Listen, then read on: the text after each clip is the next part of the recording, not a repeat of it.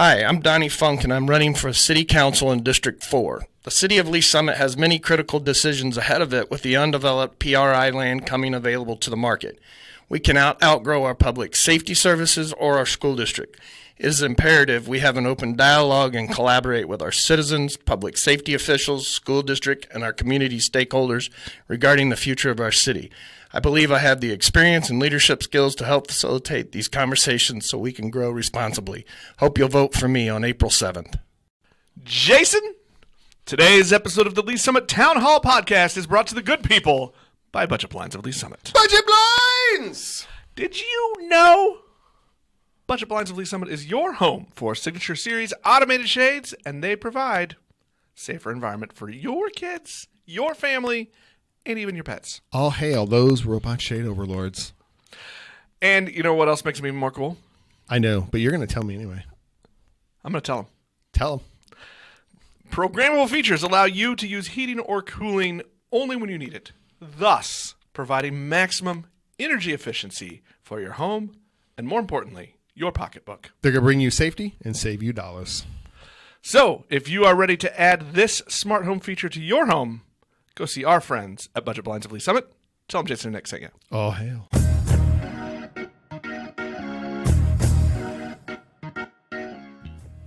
Hello again, and welcome to Lee Summit Town Hall, a weekly podcast about what you can do to make a difference. I'm Jason Norbury, and as always, I'm joined by a man who, once again, is here to ask you to listen to his podcasts. It's Nick Parker. Our day, son. Our day! It's the publisher of Link to Lee By the Summit. way, I want to demerit myself, take away points. That was horrible. I should not have done that. That's all right. And that was a very bad Bernie Sanders meme imitation that I almost really, tried. No. So we really both failed miserably. I'm just going to say, yeah. Are we going to re-record this to make it better? No, but we each lose 50 points. All right. We are down 50 points, which puts our totals at roughly negative infinity. All right. Link to Lee Summit is the source for all the news you need about this very fine city, and our unofficial sponsor today is absence. It does not necessarily make the heart grow fonder. Aw. But we'll get to the That's absence a in a little while. sad. We're going to get to that next. Let's do some quick news and notes. Quick. You ready? Let's do it. All right. Well, hey, we started, you probably heard about this last week or over the weekend. We talked about it in our Monday town hall, but just a couple quick notes. Lee Summit School District, they had a promotion. Katie Bergen has been promoted to fill the empty public relations director's position that was formerly held by Kelly Wachel. So we have somebody there now, which is good. Somebody to push that message through and to help communicate to all of the constituents. That is true, and what we're going to say to her is we need our own individual press releases to Link to Lee Summit and other news organizations in the city so that we have that information to share with the people. I thought you were going to say that we needed our own LSR7 microphone that we could just broadcast all of our thoughts and wishes to the whole school district. That seems good for us, but not great for the school district. Probably true. Yeah. I don't think they're going to think that's a good idea. No, I have a feeling that Superintendent Buck is going to deny our request. Can we just have a bat phone to the superintendent? That'd be fantastic. That would be awesome. Yeah, but he's not going to think that's a good idea. And he's right. And he would be correct in that assumption. He is correct. I don't think he's given us a cell phone either. So. Hey, another promotion. The Lee Summit Chamber has filled its empty president's seat. They are promoting the former assistant director and interim president. I got his title wrong. He's vice president of legislative affairs. And then interim president. And now Matt Baird has moved up to fill the position of president for the Lee Summit Chamber. Oh, wait. I've heard this last name before. Is he related to anybody we know? He's not related to me. No, but I think he's related to, the mayor. That is true. And we're only pointing this out for just one little thing. The chamber, along with the Economic Development Council, Downtown Lee Summit Main Street, and Velocity, all of their public service agreements with the city are up for renegotiation. So it's going to be interesting, Jason, for us to watch what happens, because what's the role of the mayor going to play in those negotiations? It's a little odd that the leader of an organization will be negotiating in effect with his brother. Right. And, I think the mayor is the older brother, so maybe he can get McGee's in a better term. But... Look! If this were me and my older brother, I would be so scared because I would just my brother would just beat me down, and he would be like, "Oh, you want this? Oh, McFly!" No. Yeah, that whole thing, right? So, but anyway, that's got to be really uncomfortable for the little brother. I'm just gonna say, if it's anything like our relationship, it's going to be a little uncomfortable. So, but it is a thing that we need to pay attention to see how that's handled. Hopefully that we can handle it. And I have no doubt that the city will handle it in a transparent way and put it out there. This is the decision we've come to, and this is how we're going to proceed, and away we will go. There we go. Jason. Yes. There's a little bit of something we got to talk about. Yeah, I know. And neither of us really want to, by the way. No. You and I love election season. This is true. We like talking about election season. We like hashtag content. Well, it's good content usually, but it's the process of governance is intriguing to us. We enjoy it. It's important to us, and it's another way for people to get involved in the community. We like it for those reasons. Absolutely. What we don't like is manufactured drama. Can I use that term? Well, I mean, look, we're the ones who have labeled the ongoing activities of the city council our favorite soap opera. So, look, that's half in jest, right? It is half in jest. And we came to that name because they were having a lot of manufactured drama, and we were, I think, safe to say, disdainful of the drama that they were having at the time. So, Jason, I've had a hard time. You and I have been talking for the last several days about whether or not this should be a topic of our show, and so I'm gonna say what it is. There has been a rift between a Board of Education candidate, Megan Marshall, and a local political action committee, Foundations for Our Future, and their interviewing and endorsement process. She was not interviewed. There are reasons. We don't know the full story. Her campaign has said publicly through their social media that Foundations was unwilling to work with them around her schedule, which included her obligations to the Marine Corps. She serves in the Marine Corps. She will be retiring after 20 years. The Foundations people have said, we did everything we could. We had certain timelines. We had to fit everything in.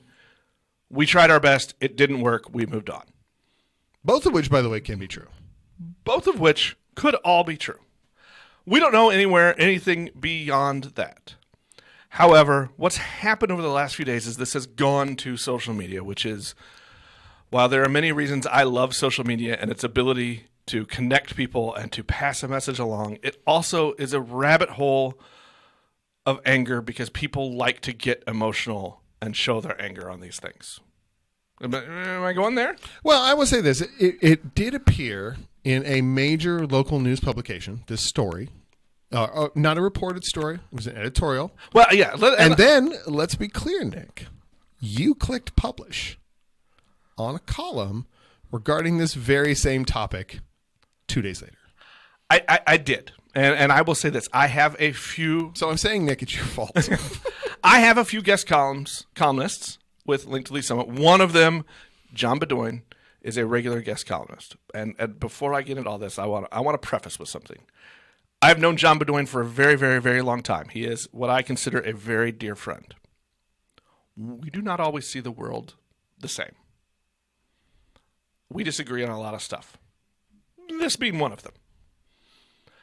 But I don't tell him what to write about. I would never even assume to try to tell him what to write about. And this was a topic for him. And this was, as I told him when he was upset about the Stars editorial, it's an opinion piece. People get to voice their opinion. I'm okay with that. What I'm not okay with, Jason,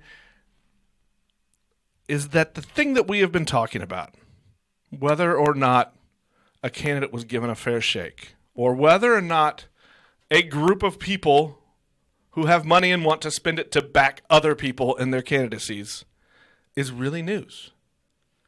We're talking about all of this drama and people being angry on both sides instead of talking about real things, instead of talking about the role of the school board, instead of talking about how the school board works with its superintendent that it hires, instead of how the members of the school board conduct themselves from a dais, instead of talking about how school board members are going to communicate with their constituents, instead of talking about what they're going to do to keep this awesome school district at the level it is and even take it further. Instead of all of that, we're talking about a group of people who, granted, have a pretty large bank account, but probably not as large a sphere of influence.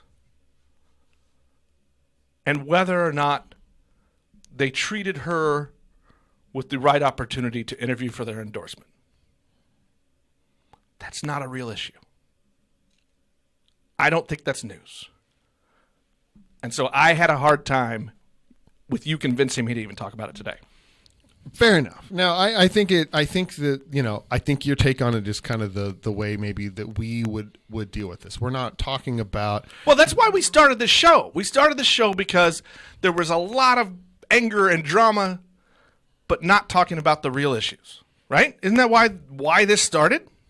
Well, that, and I'm too lazy to write. But, well, yeah, but yes, you're mean. You won't do what I want you to do. This is also true. So, but I think you're onto something that it does get us away from the core piece of this whole process, which is, what are the issues? Where does Meghan Marshall stand on them? I mean, for that matter, where does Foundations for Our Future stand on those issues? They don't want to tell us either.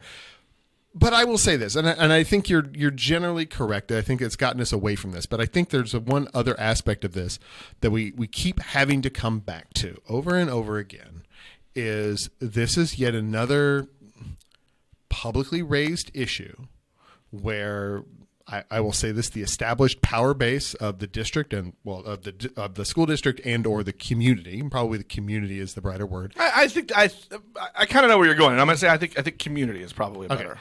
Is at odds and having difficulties dealing with a person of color.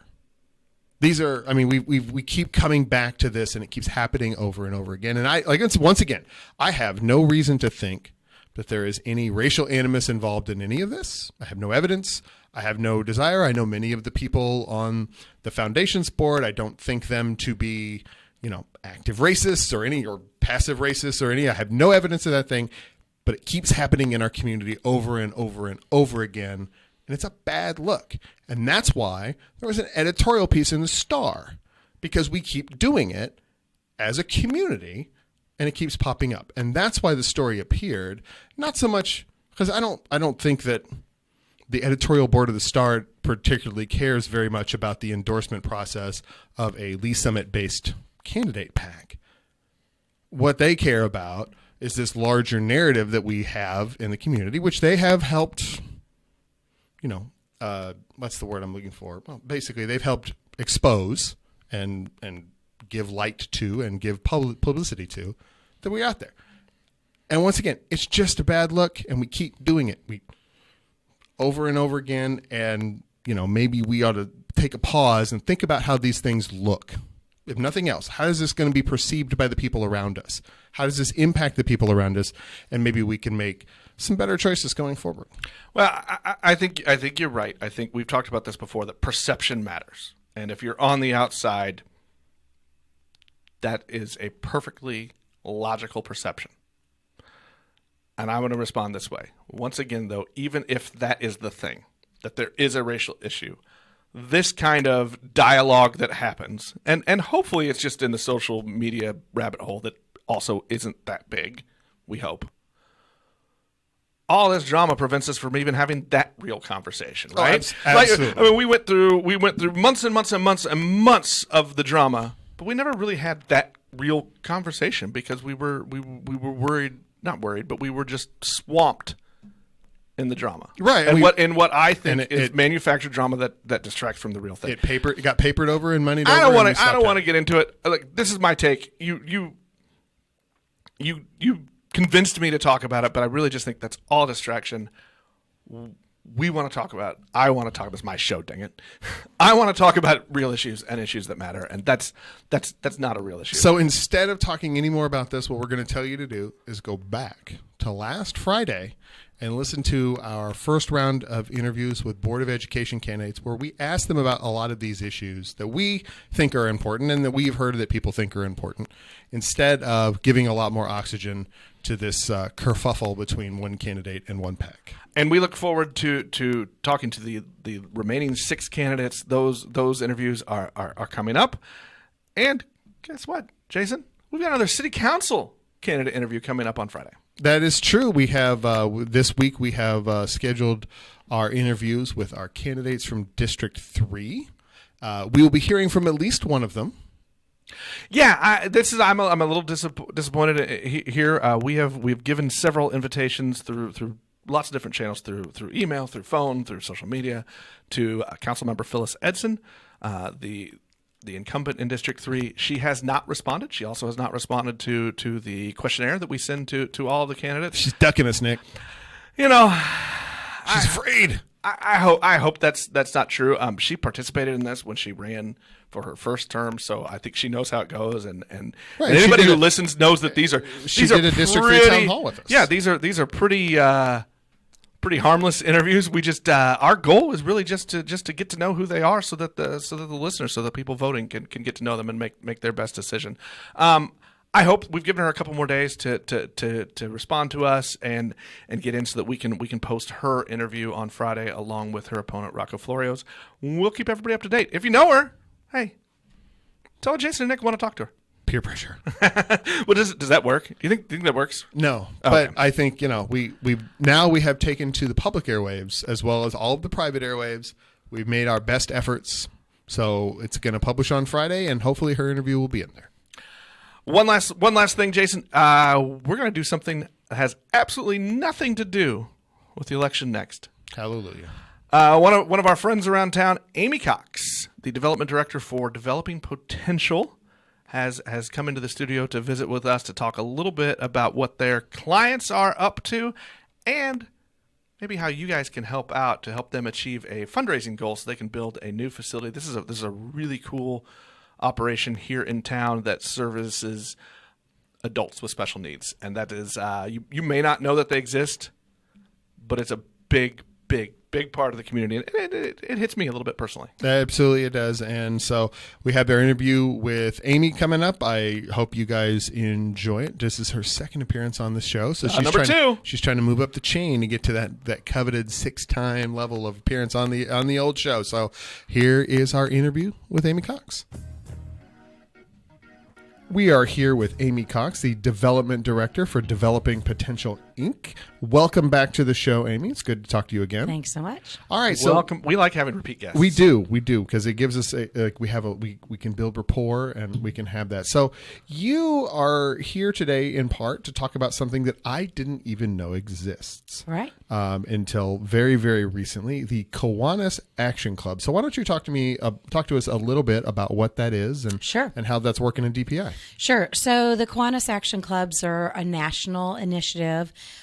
It is a partnership here in Lee Summit between Developing Potential and the Lee Summit Kiwanis Club. So the Kiwanis Club is involved. I was Correct. hoping in the name, but we're going to make sure. Yes. So the Kiwanis Club is the host organization for our Action Club. Action Clubs were actually created so that individuals with special needs would have a specific role to play in Kiwanis Club International. And so we have formed an Action Club here in Lee Summit at Developing Potential. We elect officers, do all kinds of community service efforts, fundraisers, and things like that, going out into the community and helping others. All right, I just realized. Well, how long has that been going on? When did you establish this club? We established it about 1.5 years ago. We're in our second year.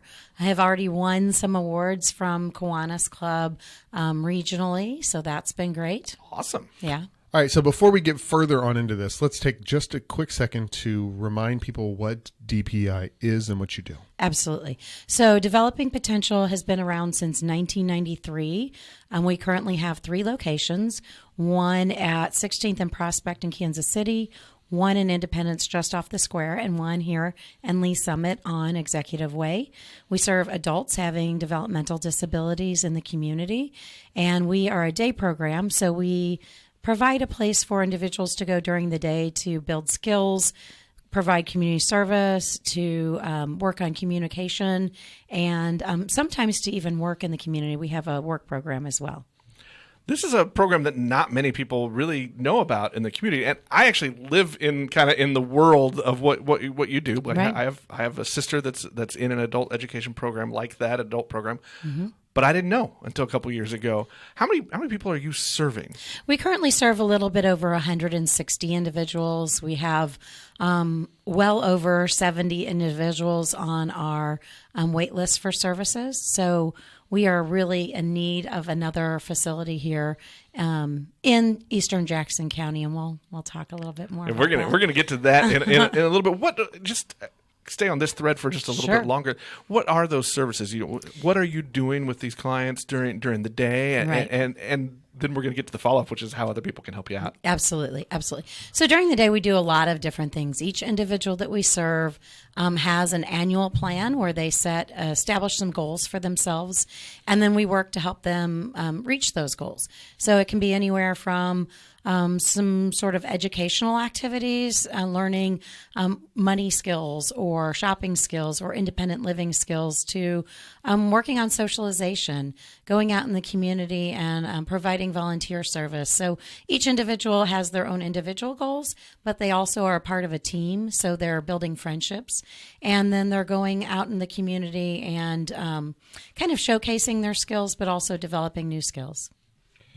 Amy, that was an excellent refresher and information on EPI. So what are the things that the Action Club, the Kiwanis Action Club, doing specifically, and what are those guys up to? Sure. They were really developed to provide services for others in the community. And that's really important to the individuals that we serve. So often people think about the people that we serve as getting services. And it's really important for the individuals that come to DPI to feel like they are contributing back to the community. And so the Action Club specifically speaks to that. It allows them to go out in the community and provide services for others. So they've made pet blankets for local animal shelters. They've helped stock the shelves at Coldwater. They've done many projects in the community, and they plan fundraisers so that they can raise money to help other groups. For instance, Prodeo, they're doing some backpacks for individuals served by Prodeo Youth Center, and a lot of other organizations in the community. Well, let's talk a little bit about what you're doing now. You have one of these action items coming up. Sure. That's going to be this coming week. That's correct. March 2nd through the 6th is the National Kiwanis Action Club Week, and so we have several activities planned. One at Bridge Space here, where we'll be doing a bake sale that the community can get involved in on Tuesday, March the 3rd. We'll also be doing a small award ceremony for the individuals in our club that day. And then throughout the week, we're going to be doing random acts of kindness in the community, where our individuals go out and just do kind things for other people and try to help spread that kindness throughout the community. And then we'll do an activity between the Kiwanis Action Club and the Lee Summit Kiwanis Club, which is always fun. Last year, we went and played laser tag at over at Paradise Park, and this year we'll be doing a different activity. Awesome. Well, that's not the only fundraiser or activity you guys are undertaking. When last you were with us, you were embarking on a capital campaign to build that new facility in Eastern Jackson County that you referred to. Correct. How is it going? It's going very well. We're really, really excited about this effort. It's the first time we've done a capital campaign at Developing Potential. About a year ago, we were able to purchase 2 parcels of land here in Lee Summit on Executive Way, not very far from, say, John Knox Village and 50 Highway. And we were able to purchase that land so that we can build a 20,000 square foot facility here in Lee Summit to help alleviate that wait list that we have right now. It's a $3.25 million campaign, and currently we've raised almost $1.97 million of that. So we have about $283,000 left to go. I'm glad you did the math earlier. We talked earlier that I was bad. I was bad at that part. And you proved it off air that you were bad at math. So That's true. Good job. That's true. Well, that's a great first step. So what are things that are going on that maybe people can help out? How can people help you reach that goal and get this new facility going? Sure. So we're under a pretty tight deadline with this project, because last year we went to Tulsa, Oklahoma, and were able to get a Maybe Challenge grant. The Maybe Foundation provided a challenge grant to us in the amount of $650,000. Part of our agreement with them was that we would complete the campaign by April the 8th of this year. So in the next, few weeks, we have to finish raising this $283,000. So it's an exciting time for us. There's a little bit of pressure on, just a tiny bit, but it's really exciting that we're going to be able to provide this service. So, others in the community can get involved by making a donation to this campaign. As we move further along and we're able to break ground, it's going to be a really exciting thing for the community because we're going to have a coffee shop in the facility. So, as you alluded to earlier, we're kind of one of Lee Summit's best kept secrets, and we don't want to be that any longer. And so being able to invite the community in to sort of work with our individuals, to commune with our individuals will be great for us. By having the coffee shop, we'll have some other activities going on in the center that the community can get involved in, such as yoga lessons or other activities. And it will also be a pre-vocational sort of operation for individuals who are interested in work in the community. Jason, you're a recovering attorney. Can you just write a check for that last 200-some thousand? Can you do that? See, the reason I'm a recovering attorney. Yeah, there you go. Sorry, I tried to help you out there. Well, if you might be able to get a list of some friends, $2.83, but that's not a very big proportion of what you're looking for as a whole. But in addition to obviously, so if someone wants to contribute to their capital campaign, how do they reach out to you guys? Absolutely, they can go to developingpotential.org, and front and center on our webpage is information on the capital campaign and how they can donate. They can also call us at 816-525-6000, and they can discuss with us ways they'd like to get involved. We have volunteer opportunities as well as being able to support us financially. I want to ask a little bit about the volunteer opportunities, because I think that's always a great thing to ask people as well. You don't always have to write a check, although you really, really want some checks right now. Yeah, you can do both. Or both, even better. What are some of those things that people in the community, if they want to get involved with this organization, that they could donate some time and effort? Absolutely. So, we do a lot of fundraisers in the community. We always need volunteers for those. People who can come and help us with registration. They can help with all kinds of activities related to those fundraisers. Also, we have special activities at our sites. So each year we have a prom at each of our locations. We have holiday parties and special celebrations, and they can come and partake in that. And then we also do a lot of things related to just keeping our facilities nice and clean and kept up. So if people have like some handyman skills and want to come and tighten table legs and help us with painting or planting or things like that, that's always a really great way to help us out too, and helps us sort of save some funds so that it can go to the important work of serving the individuals that we serve. All right. Well, Amy, thank you for coming by and chatting with us today. And we look forward to the continued action all next week. We'll kind of keep an eye out for DPI and the Lee Summit Kiwanis being out together and doing all that good stuff. And then excellently, of course, good luck on getting the remainder of that capital campaign closed out so that we can have a shiny new and successful facility here in Lee Summit. Thank you. Thank you, Amy. Well, that was fun having Amy join us for that interview. I like learning about what they're doing. Hopefully some people heard it that can maybe help out financially or with time. Jason, we appreciate her coming on, and we appreciate everybody else listening and doing what they can to meet the candidates, to learn the issues. Hey, let us know if there are issues we're not talking about that matter to the community, that matter during this election. Let us know, and we will try to pass them on to the candidates and get them to talk about it. That's going to wrap us up, Jason. We'll talk to everybody on Friday.